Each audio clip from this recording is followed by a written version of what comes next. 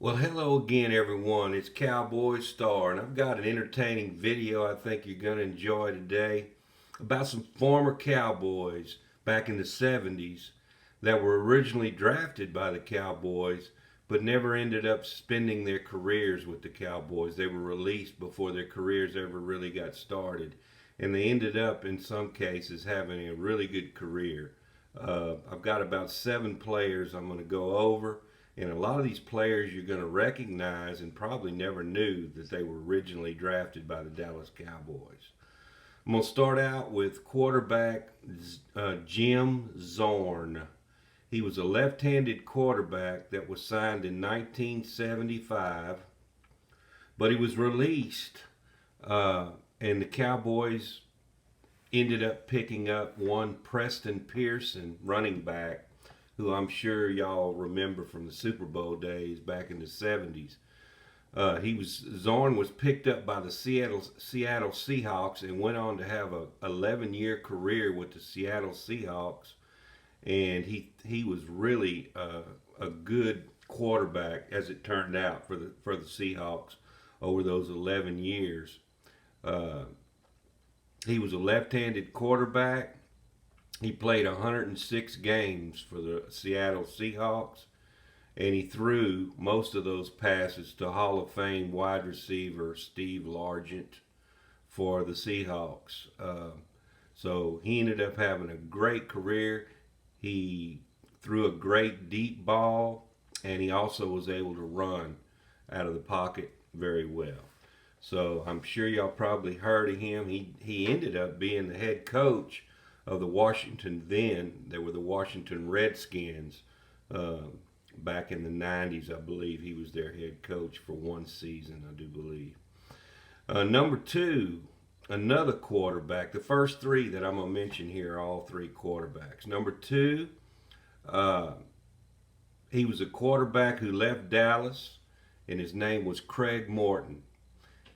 Craig Morton and Roger Staubach had a long battle as a starting quarterback for the Cowboys. In fact, one year, Tom Landry rotated them on every play. I don't know if you remember that, but yeah, and Roger Staubach ended up winning that battle, and so the Cowboys decided they would trade uh, Craig Morton to the New York Giants, division rival.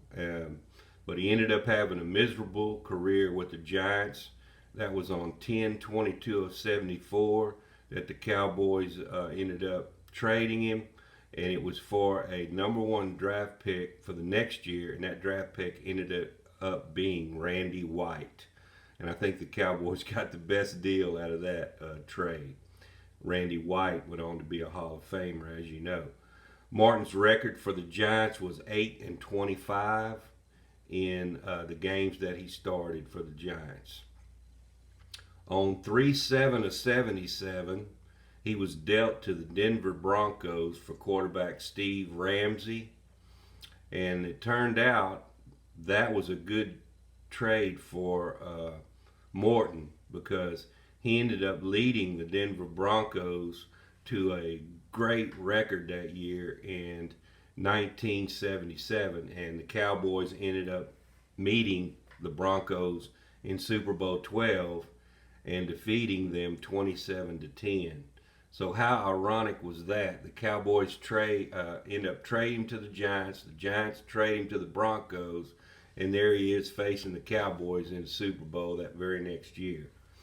But even though he had a great year with the Broncos, they were a lot better team than the Giants at that time, and he ended up getting beat by the Cowboys 27-10.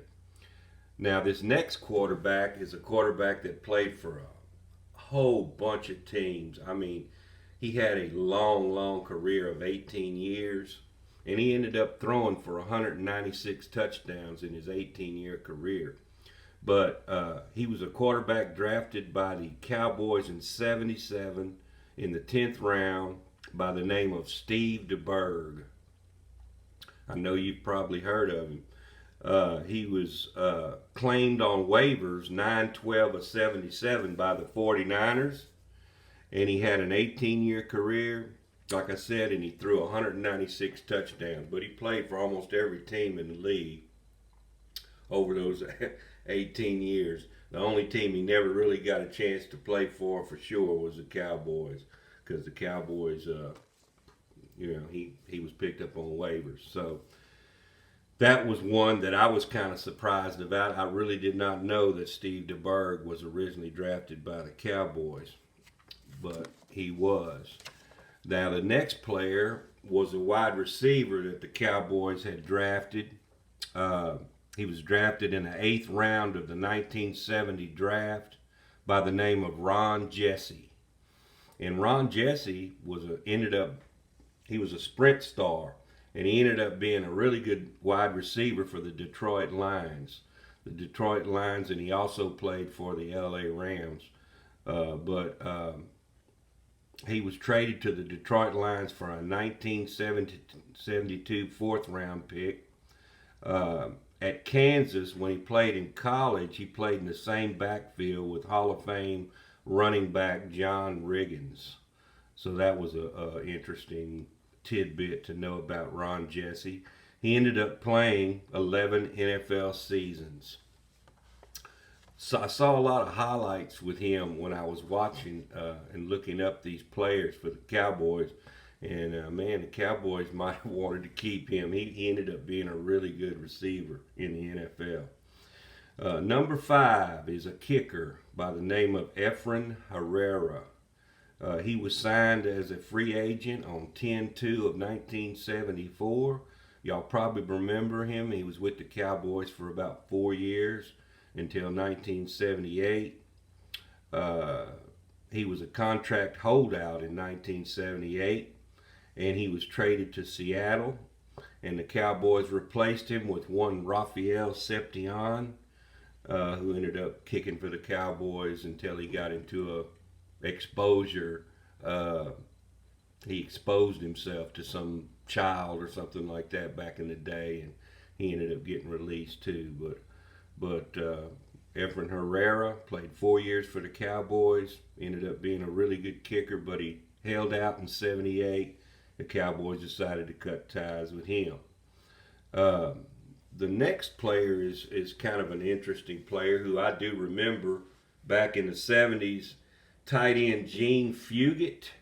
He was a 13th round draft pick in 1972, but he only started 11 games for the Cowboys in 4 years. And Fugit played out his option in 75. As you remember, the Cowboys had drafted one Billy Joe Dupree in 1972, so Fugit couldn't get on the field. That's the reason he only started 11 games in 4 years. So he played out his option in 75, and he was signed with the Washington Redskins as a free agent on May 7th of 76. But how irony had it, that year in 77, both Fugit and Billy Joe Dupree made the Pro Bowl. And that was pretty much his best year. After that, I believe the next year he ended up catching 8 touchdowns, but he only had 25 catches in that year. So Gene Fugit, that's another one that seldom mentioned Cowboys, but I do remember he was number 84 with the Cowboys. And the last player that I have on the docket today to talk about that was a Cowboy only when he was drafted, and after that he ended up not staying very long, and that was Todd Christensen. He was drafted by the Cowboys in the 2nd round of 1978. Y'all probably remember his name. He started out as a fullback, and he led the Cowboys in the preseason in rushing. But the Cowboys approached him and ended up wanting to convert him to a tight end. Well, he declined. He did not want to be a tight end at that time. And so the Cowboys ended up releasing him, and he was picked up by the Giants, and then the Giants ended up releasing him. And then he was picked up by the Oakland Raiders, and he ended up flourishing with the Raiders. They ended up converting him to a tight end as well. The first couple of years with the Raiders, he mainly was on special teams and kickoff return. But in 1983 is when his breakout year was, and he ended up catching 81 passes that year. So Todd Christensen, I did not even know that he was originally drafted by the Dallas Cowboys, but he was. And I'm going to start doing a few more videos like this because it turns out there was a lot of good players that ended up having great careers in the NFL, and they were originally Dallas Cowboy draft picks. So if you got any comments on this video, be sure and subscribe to it and leave a comment. I do appreciate that. So stay tuned. We're going to be kicking these videos out now that the season's about to start. I thought I would get in a few Where Are They Now videos before the season starts. I think most of my subscribers really like those videos, and we'll see what happens with this one. We'll get back with you next time. With that being said, y'all have a great day. Catch you next time. I'm out.